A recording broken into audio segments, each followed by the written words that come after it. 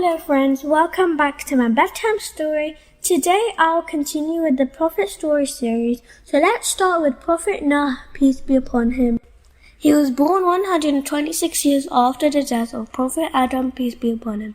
And it is related that there were 10 prophets before him and after Prophet Adam, peace be upon him. Prophet Nuh, peace be upon him, preached and lived amongst his people for 950 years. His lifespan is mentioned by some to be 2,500 years. He preached to his people about the oneness of Allah and asked them not to worship other gods but the chiefs, and the people just ignored him, mocked him, and even beat him up. At times, Prophet Nuh, peace be upon him, was buried under piles of stones, and Jibreel used to come and remove the stones and tend the bones. The people then decided to leave him alone, said he was mad at Quran 23:25.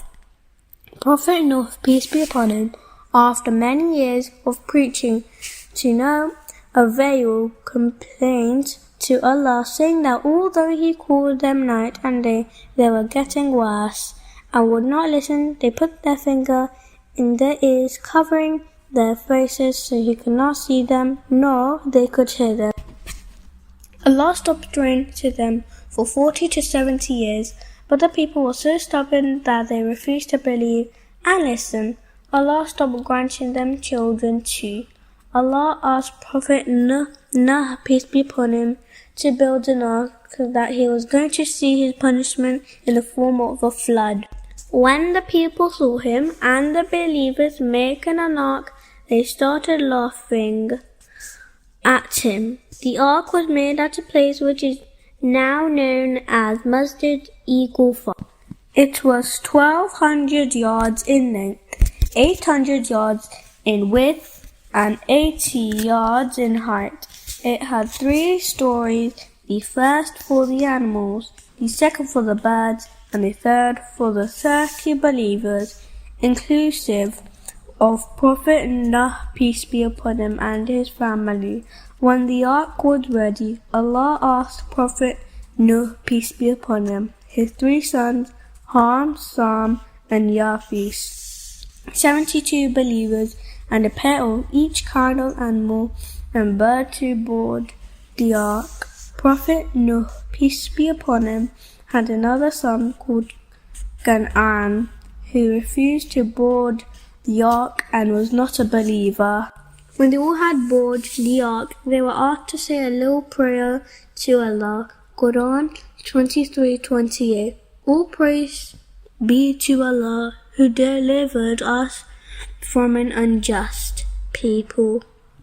The water started pouring from the sky and gushing out of the land. There is a spot marked in Masjid-e-Kufa. When the water first started gushing out, the ark started moving. Prophet Nuh's son, who had refused to enter the ark, thought he would save by climbing on a mountain and did not listen to his father. He was drowned. Prophet Nuh, peace be upon him, was scared as the ark was tossed in high waters. He recited La ilaha illallah 1,000 times. He also prayed as commanded by Allah. O my Lord, make us land with a blessing landing. For you are the best of all who cause to land. When hearing the prayers from Prophet Nuh, peace be upon him, the earth swallowed in water, the sky stopped raining, and the ark came to rest on Mount Jeddah. Quran 11:44. Prophet Nuh, peace be upon him, and the others came out and Mosul, and here the foundation of the city of Medina was laid. Prophet Nuh, peace be upon him, lived for quite a long time after this. When the angel of death, Israel, came to him, Prophet Nuh, peace be upon him, asked him whether it was time to go into the shade from the sun. Israel said that there was a Prophet Nuh, peace be upon him, told him that the life of the world just like passing from the sun into the shade, i.e., like entering from the one door and leaving through another. Although he lived such a long time, he never constructed a house for himself.